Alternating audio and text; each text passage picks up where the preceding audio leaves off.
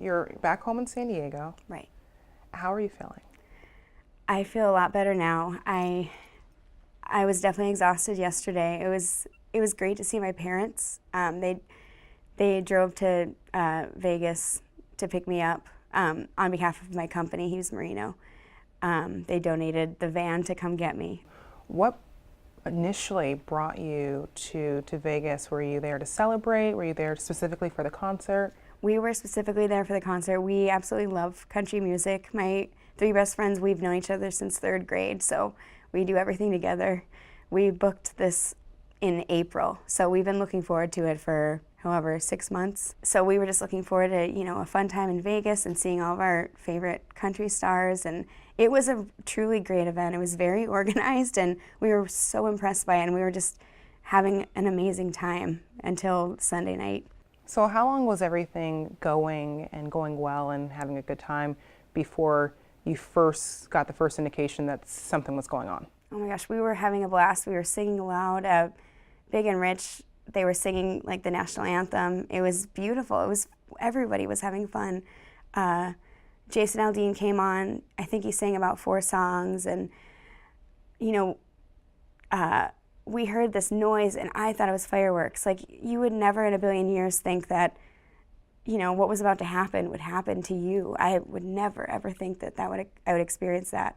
And when Jason Aldean was on the stage, from the reports that I've read, he initially kept playing because it's so loud on the stage. Yeah. So what are you hearing as you're enjoying the show, and what do you think you're hearing? Totally. So I was on the left in the crowd, and I saw Jason. We heard the noise. I looked. We thought it was just fireworks. It's Vegas, so you never know. And it was the finale, the last night.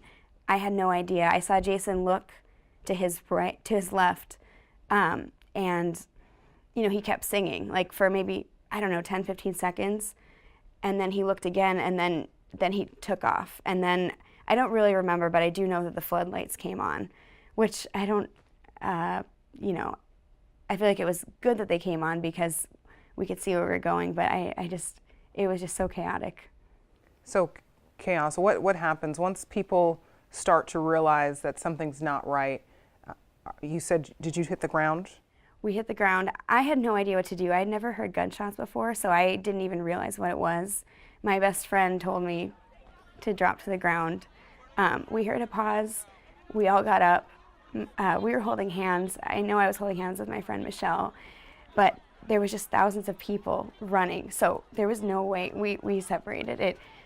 I mean, that was a horrible moment when we all knew that we were just in separate places, and I just ran to the nearest exit, which I was just following everyone else.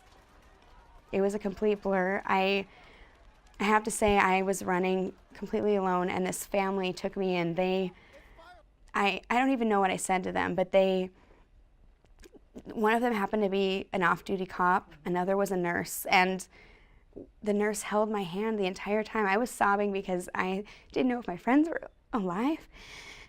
And they kept me calm, and they made sure that I was on the inside. They were protecting my body, even though I was a complete stranger. They didn't know me. They were a family, yet they were protecting me. It was beautiful to look back on. It was such a blessing. And I just want anyone who hears me to know that out of this horrible, horrible, horrific tragedy, there was so much good that I witnessed. So many people helping strangers. My best friend who got shot in the foot, someone noticed that she was alone too, and they said, grab onto my belt so we won't lose you. And they took her to the hotel room. The Sproggs family who helped me escape, we ran until we couldn't run anymore, and someone picked us up in a truck and took us to their house, and I stayed the night at their house. And there was just so much good. Like, the American people are such, they have good hearts. Just, there's so many Americans that made this tragedy just not beautiful, but just, they made me have faith in the human spirit, because everyone was willing to help everyone. And when we drove after we got my friends, we drove past this street, I think it was Charleston, and there was a line of people, I don't know, Dad, there was a line around the block, like hundreds of people waiting to give blood, waiting to donate things. You know, they just wanted to help, and that is what I will always remember. I will not remember the shooter. I will remember all the people that helped. That's it. Thank you so much. You're welcome. Thank you.